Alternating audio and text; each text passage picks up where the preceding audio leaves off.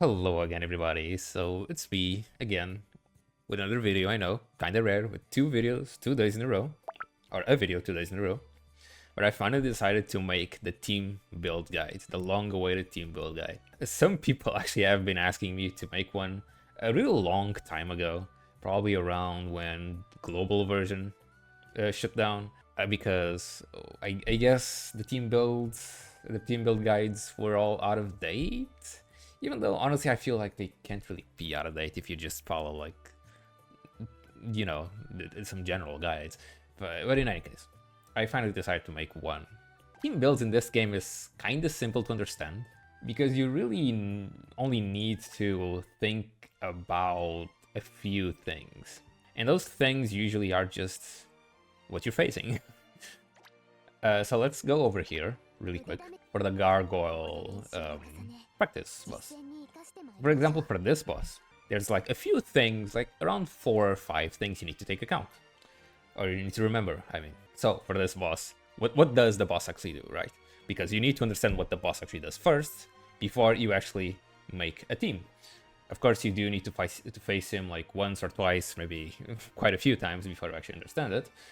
To actually get a good idea to what the boss actually does, and that way you can build your team around it. Well, for example, for this boss in particular, the Gargoyle, he does a few things. He deals a lot of physical damage to the first character in front, so Yori. He deals a lot of AoE damage to everybody on the team with his burst, so you'll need what? Someone to protect you from that.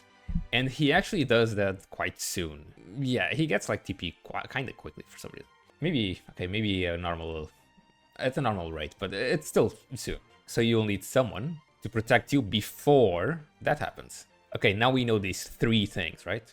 Does a lot of attack damage to the character in front, does a lot of AoE damage, and does that AoE damage very, very soon. Okay, how do we counter this? The single target damage first. The only type of character that's gonna survive against that kind of attacks is like a tank. So someone with a lot of defense. So Yori over here has a lot of defense. Let's see her survive. As you can see, block, she survives. Amazing. And she actually lost a lot of damage and she's even a tank, as you can see. So someone like Nenika wouldn't survive, as you'll see in just a minute. Oh, she actually survived. Wait, she has so much defense, what the hell? Wait, actually. Wait a second, small intermission. Okay, she has a good amount of defense. But most characters wouldn't actually survive that. You can just try it yourself. Like Jita, for example, wouldn't survive that, I'm pretty sure. Let's see. Am I wrong? Am I just a silly willy? Block, yep. So yeah, you can't really just use anyone. So you'll most often than not, you will need, you will need a tank for this boss in particular. Okay, we counted one of his details or characteristics. The other part we need to cover, the massive AoE damage. So we'll need someone like Amis, for example. Right, what does she do? She gives, with her burst, a lot of defense to everybody, physical and magical defense, and some HP regen. She also gives some barriers and whatnot. Another character who can actually help with this, if you've seen my Christmas Pecorine video, is Christmas Pecorine, because she actually gives a lot of defense. Also, oh, look at that, she's like 2 in 1. She gives a lot of defense to everybody on the team with her skills, like she actually has a barrier, very good one, and some defense over here. And she's even a tank, so she can actually be used as a tank. Her barriers, though, are not enough to actually make you survive the whole fight, but they will be enough to carry you until a certain point. So you might still need some other source of defense, like Amis, for example. And what was the other part? Oh, right. The boss also does a lot of AoE damage very early on with his burst. But because of Pecorine over here, she's just gonna be enough. We don't need to wait for Amis to use her burst to actually put defense to everybody on the team. to make them actually survive. If you didn't have Pecorin over here, you would need someone like Saren, for example.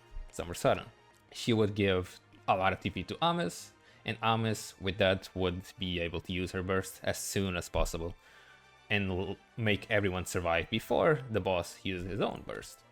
But since we don't need Saren in this case, because we have Pecorin, we have some other liberties. We can use people like Lyrael and I don't know, freaking Kiaru, I guess. Sure. Because, you know, we do need our DPS, as usual. The thing you'll need the most is your DPS. And yeah, and just like that, we have a team for this boss. And we'll probably survive. We can just fight it a little bit and see how it goes. As you can see, Pecorin survives because she is the tank. You can just set everyone. As you'll see, the boss will use his own burst very, very soon, eventually. Any second now. There we go. And everyone survives because of Pecorin's defensive stats and barriers and buffs. Of course, Amis also helps because she does also give defense to everybody. But you'll see if I didn't have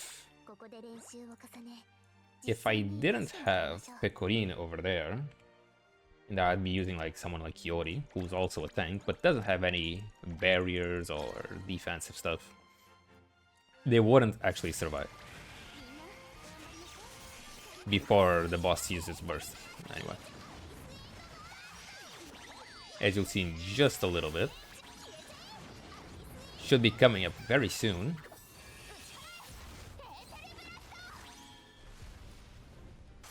And as you can see, Kiaru dies in this case.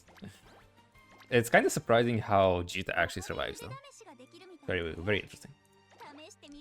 So yeah, as you can see, you need to always know exactly what your characters can do and see who are the characters who can actually give you the most tools, while yeah, actually just that. You just need to see what characters you have that can give you the most tools as possible. So in this case, Pecorin, a tank and defense, not just a tank, which is very nice. Makes you not need someone like Saren, for example, because if you didn't have Pecorin, you'd need Saren and someone like, and I guess Yori in this case, you know, if she would be your only tank. This is a weird team, but don't mind that. Yeah, but in this case, you would be losing in a lot of damage because you didn't have. You're wasting like a slot because you need two characters to do two things instead of one character to do two things. You always need to keep that in mind. So yeah, that's pretty much it about team builds, really. Know what the boss does, see what characters that you have that can counter as many things as possible about the boss, and build a team around that, I guess. Yeah. That's pretty much it. Yeah. We can look like into another boss, for example, like over here in Clan Battle. This Wyvern is kind of similar to the Gargoyle we just saw, because he also only pretty much does damage to the first character, so in this case Yori. Physical damage. Of course, you also need to keep in mind the type of damage the enemy does. And his burst deals AoE damage, but only in front, so characters in the back will be completely safe. So some characters might scale with their HP, and the more HP they have, the more damage they do, you know? And in those cases, those characters could be better. You need to keep that kind of stuff in mind as well. And yeah, that's really it. Oh, and of course, in this case, since we do have Pecorin, right? We wouldn't really need Amis, because the amount of damage this boss in particular does isn't as high as the Gargoyle, I think. So we'd have more liberties with our damage. options. So in this case, we could go with someone with like, oh shit, someone like who? I just deselected Lyra. Let's go with Nenika. Let's go with Summer Nenika. So yeah, this for this case in particular, this would be pretty much the only thing. As you can see, he only attacks the first person in front, so you would need a very good tank for this. He pushes them back, which is annoying. And he does his AoE damage thingy, which Cheetah barely survives. Well, in some cases, I guess, if you're like underleveled, you'd need some more defense, and you'd need to see what other characters that you have would be able to give you that amount of defense that you'll need. He might honestly just die a little bit later, but whatever. We would play around that as well. Of course, you can also try like some other strategies, like using Christina, for example. She has, with her burst, evasion, and she can be like your tank in this case, right? If you can give her enough TP to actually make the evasion uptime like incredibly high. Of course, there's other strategies like that, like... where is she? Where is she? God, I can find her. Like Kokoro, for example. Summer Kokoro, to be more specific. Like one of her skills, she like jumps in front and jumps back again to her original position. But you can actually cancel the jump back with her burst. And if you cancel the jump back, she actually stays in front and she herself can be used as a tank. You know? Because she does have a lot of defense. What else? Of course, the character in front most of the time will also be, since it's the one in front, will most probably, in some cases, will be getting more TP than the other ones because she's getting hit the most. But that's pretty much it. Sometimes, of course, you won't need a tank because who knows, maybe the boss doesn't actually hit as hard and you would have some more liberties in those situations. Really, that's basically it for team builds.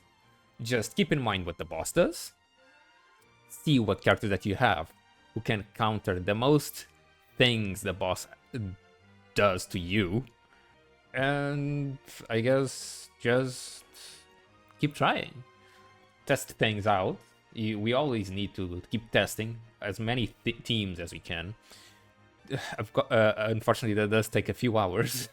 But honestly, the best tip I can give you, just check Twitter for guides. Just check my Twitter, to be honest, for guides. I retweet them sometimes. Like guides from the Japanese players, the ones that just test a bunch of stuff. They just give you the teams that you need, and who knows. Maybe you do have the characters and you can just use the teams and be done with it. But yeah, again, it's easy, guys. Just see what the boss does and see how you can counter with your own characters. If you don't have the characters, well, just see what you can do. It's tough, I know. If you don't have the character that you need, sometimes it is tough. Like, for example, another case we can check right here is the new event boss. The second stage, mode 2. Where is it? Where is it? Did I not do maybe I didn't. But mode 2, he basically one-shots the character in front, right? He doesn't do anything. The only thing he does on mode 2 is not to do anything, and then after a few seconds, one-shot the character in front. That's kind of dumb, I know. And what do we do about that? There's a few things we can do about that, right?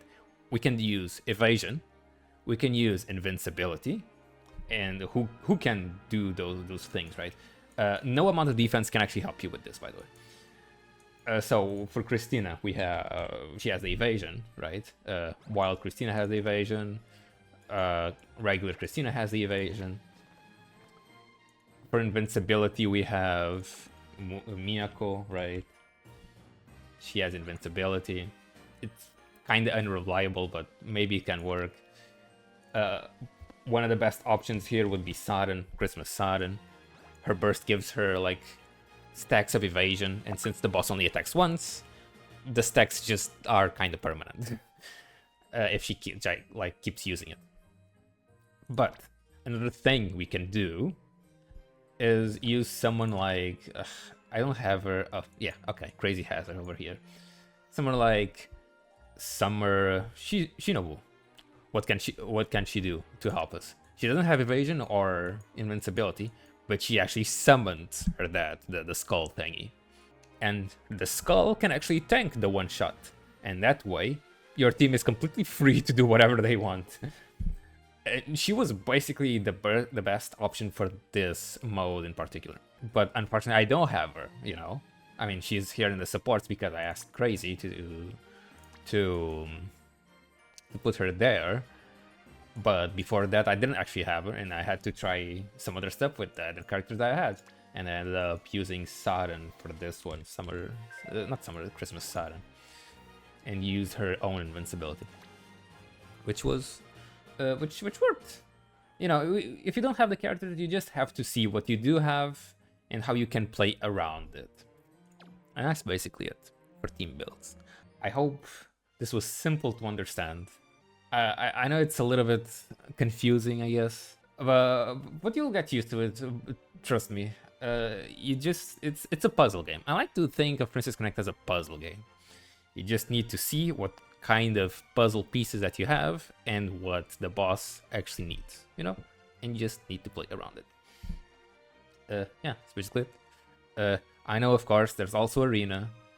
It follows the same principle, but honestly kind of harder because, you know, you're fighting against freaking 5 characters and you'll need to know exactly what each of them do. So yeah, it's a little bit it's kind of on a different level, I guess, in this case. It follows the same principle though. In any case, I'll eventually make a PvP guide. Eventually. We don't know when that will happen, but maybe it's soon, maybe it's not too soon. Who knows? In any case, I hope this was helpful. I hope it was easy to understand. It was probably... I'm guessing I could have probably made this a little bit shorter because I'm going at 20 minutes at this point. Yeah, whatever. Anyway, hope this was helpful. Again, I'm trying to reach 1,000 subs. So if you're not subbed, I would really appreciate it if you did. Would mean quite a bit for me. Again, thank you for Lou for the membership. Thank you to Lou for the membership. And I'll see you guys some other time.